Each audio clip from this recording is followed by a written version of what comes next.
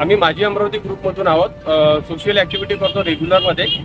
Every संडेला आमच्या activity असतात.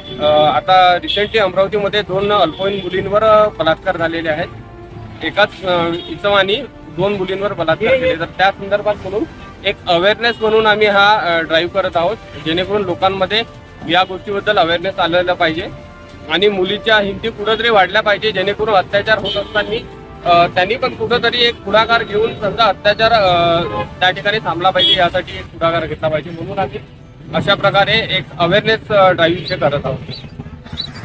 नाव काय म्हटलं आपलं? माझं नाव सुयोग कोकडे. मी माझी अमरावती ग्रुपचाच मेंबर आहे.